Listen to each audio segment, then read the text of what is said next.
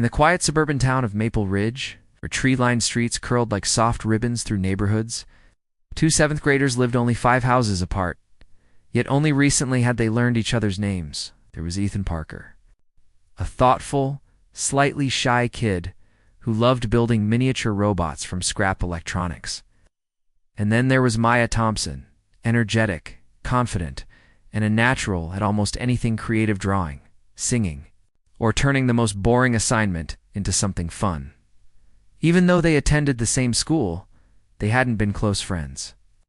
They waved hello sometimes, exchanged polite smiles at bus stops, and once paired up on a science activity.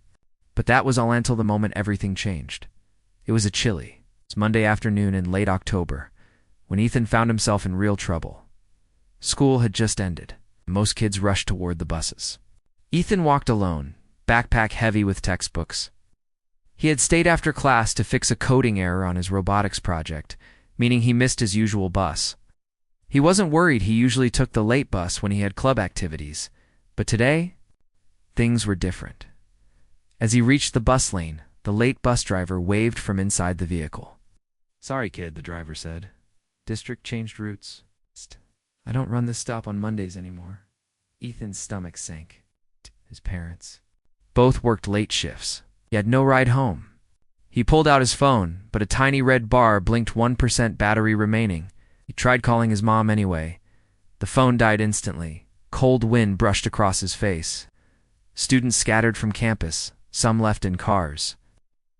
Others hurried down sidewalks. Within minutes, the entire schoolyard felt emptier, quieter, and somehow bigger than usual. Ethan sat on the curb, hugging his backpack, wondering what to do. He could walk home, but it was almost 4 miles away. The sky was already darkening with heavy clouds. Just then, Maya stepped out of the art room, holding a thick sketchbook under her arm. She spotted him from a distance, sitting alone. Looking troubled, normally she might have kept walking after all. They weren't exactly close. But something in her instincts told her to check in. She walked over and asked gently, "Hey, Ethan, everything okay? Did you miss your bus?" He looked up, trying to stay calm. "Yeah, and my phone died.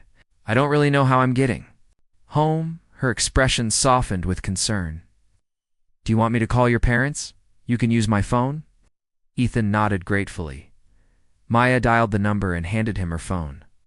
The call rang and rang, then went to voicemail. He tried his dad's number, same thing. "Looks like they're both working," Ethan said quietly. Maya paused. She bit her lip thoughtfully. She knew the feeling of being stuck. She had once been stranded at dance practice until her neighbor helped her home. She remembered how scared she felt then. Her decision came instantly. "Okay," she said confidently. "My mom is picking me up in a few minutes. I'll ask her if we can drop you off." Ethan blinked. "Really? You'd do?" "That, of course," Maya replied with a smile. "A friend helps when someone needs it." The word friend surprised Ethan. It felt warm and reassuring. A moment later, Maya's mom, Mrs. Thompson, arrived. She immediately agreed to drive Ethan home. As they all got into the car, raindrops sprinkled across the windshield. Weather shift made the moment feel even more urgent, and even more comforting that someone had decided to help. During the ride, Maya asked Ethan about his robotics project. Ethan usually didn't talk much, but Maya's interest made him open. He explained the coding bug, the motor issues he'd been debugging, and how he dreamed of someday entering a national student robotics competition. Maya listened attentively, nodding with genuine curiosity. "You know," she said, "you should totally keep working on that. You're really talented." No one had said something like that to him in months. When they finally reached Ethan's house, he unbuckled his seatbelt, grateful beyond words. "Thanks. Seriously," he said. "I don't know what I would have done without you." Maya smiled. "Don't mention it. See you tomorrow?" "Yeah," Ethan replied. As he walked up the steps to his porch, he realized something important. This wasn't just someone being kind, but one he was suddenly very grateful for. And neither Ethan nor Maya knew it yet, but helping him today was only the first test of a friendship that would soon grow stronger, braver, and more meaningful than either of them imagined. After the unexpected ride home, Ethan woke the next morning with a feeling he couldn't quite explain. Something in him felt lighter, like he had gained new confidence simply because someone cared enough to help. He packed his bag, double-checked his charger, and headed to school with a small smile he didn't realize he was wearing. When he arrived, the usual buzz of chatter filled the hallway, lockers slamming rhythmically like background percussion. Students rushed past, comparing homework answers, laughing with friends, or adjusting jackets in the chilly autumn air. Ethan walked to his homeroom and saw Maya already inside, sitting at her desk and flipping through her sketchbook. She looked, up-waved, and motioned for him to come closer. "Hey, you good today?" she asked. Ethan nodded. "Yeah. Thanks again for yesterday." "Really?" Maya shrugged modestly. "Seriously? No big deal. Anyone would have done that." But Ethan knew that wasn't true. Not everyone would have stopped. Not everyone would have gone out of their way. And that made her kindness meaningful.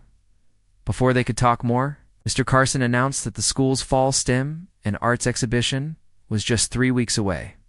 Students gasped, groaned, or whispered excitedly. It was the biggest event of the semester. Kids who excelled in robotics, coding, painting, music, and design all presented their creations. Friends and families visited the school gym to admire the work. Mr. Carson continued. "This year, we're encouraging cross-subject teamwork. If anyone wants to collaborate on a project that blends creativity and engineering, go for it." A few students exchanged glances, and Maya turned to Ethan, with eyes sparkling.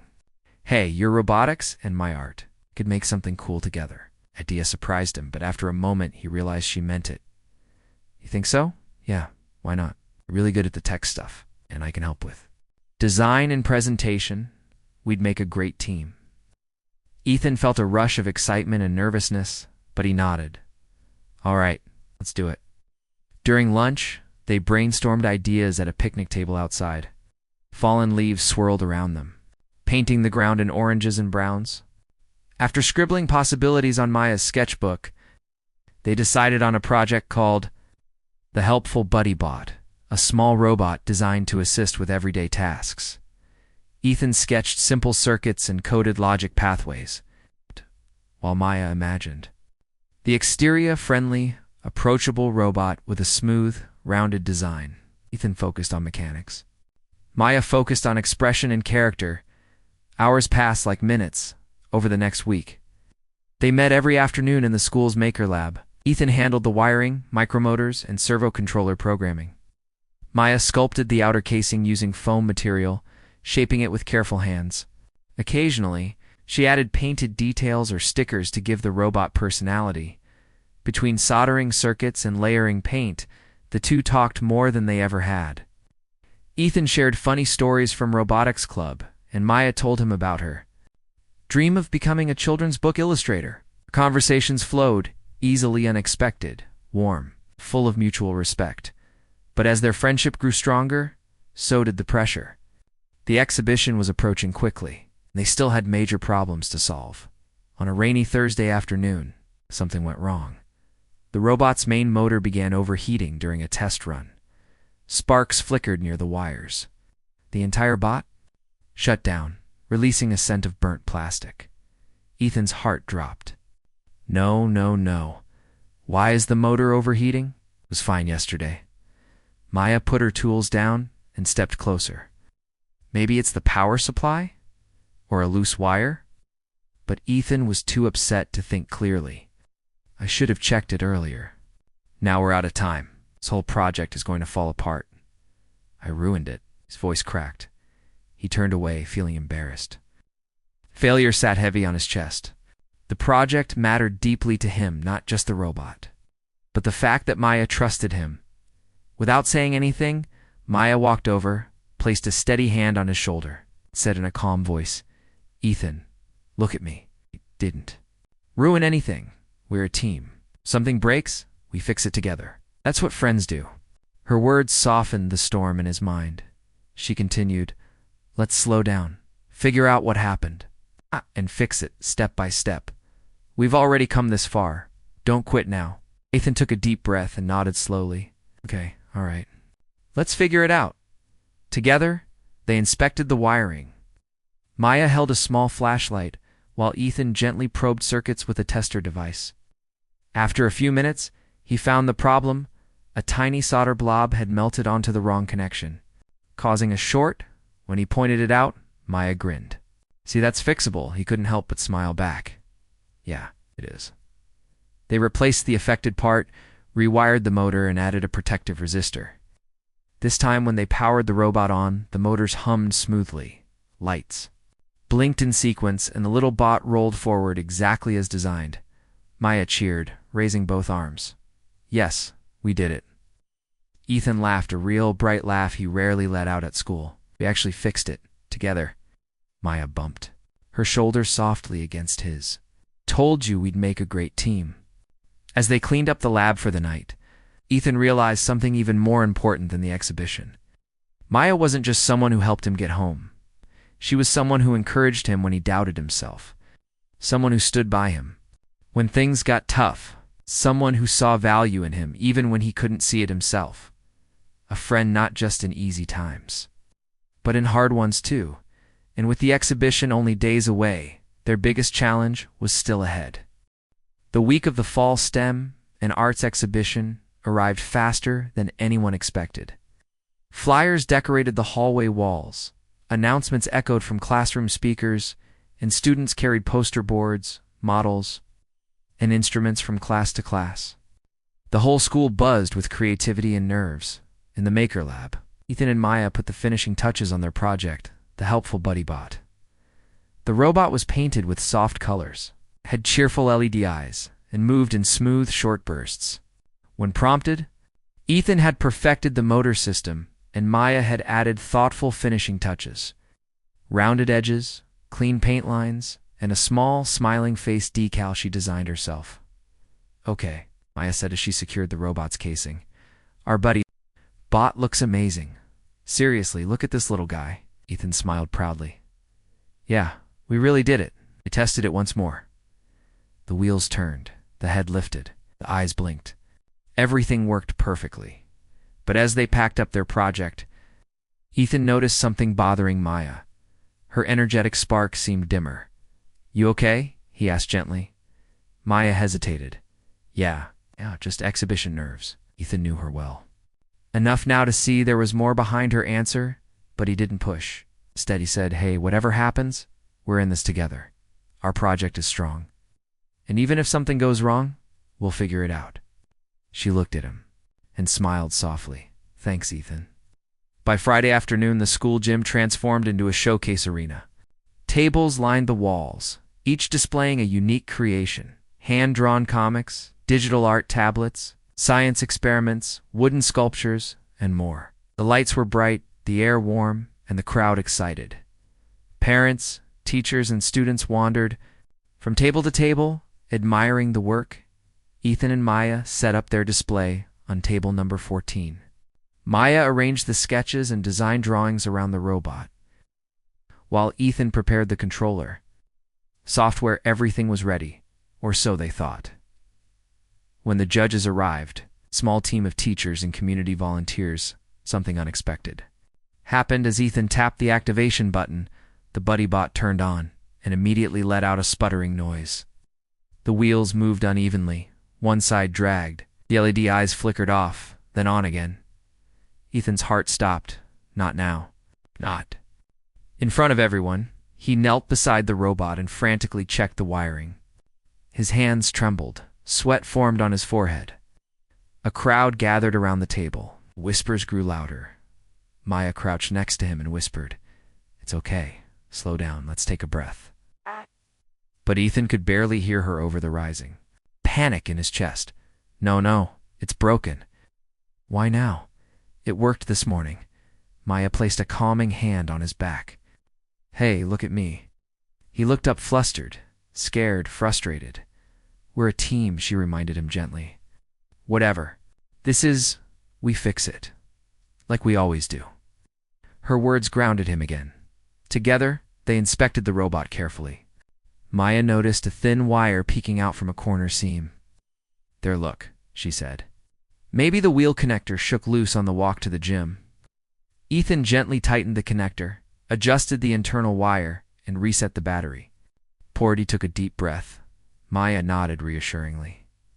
Okay, let's try again, Ethan said. He pressed the button. The robot hummed quietly, then smoothly rolled forward. Blinking its cheerful LED eyes exactly as it should, the crowd applauded. Ethan and Maya exchanged relieved smiles. The judges nodded and asked questions. Was impressed by how the two handled the sudden problem with teamwork and calm thinking. When the judging was over, the pair finally stepped aside for a break. Maya let out a long breath and leaned against the wall. Wow, she said. That was intense.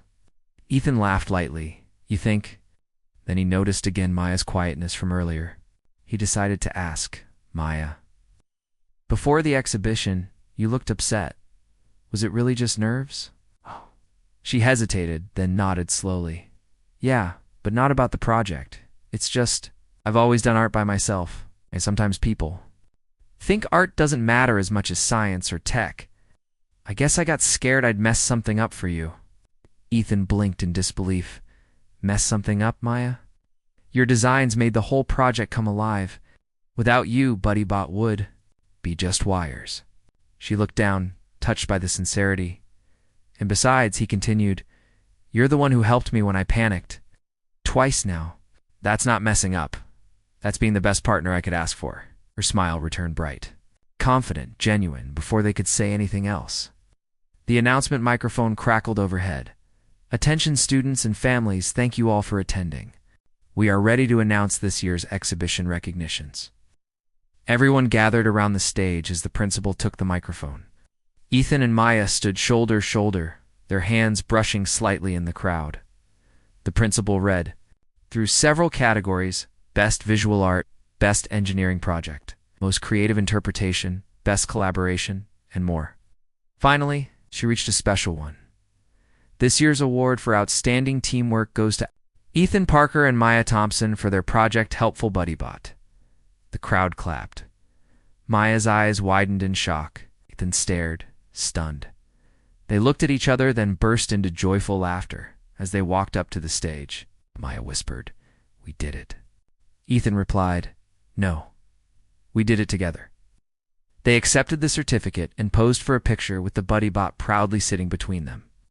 Afterwards, students came by to congratulate them, admiring the robot and commenting on how well the two worked as a team. Later that evening, when the families left and the gym began to empty, Ethan and Maya packed away their robot. The quiet felt calm, warm even. Maya looked over at Ethan and said, "You know, I'm really glad we became friends." Ethan nodded, smiling. "Me too," she added, "and not just friends during school projects. I mean real friends." He nodded again, this time more deeply. "Yeah, a friend is someone who helps you when you need it most, and you've done that for me more than once." Maya nudged him playfully. "You've done the same." Outside, the sky had turned a soft sunset orange, spreading across Maple Ridge. They walked out of the building, BuddyBot safely tucked in its carrying box. Their shadows stretched behind them, two friends walking side by side toward whatever came next. Their project was over. But their friendship had only just begun.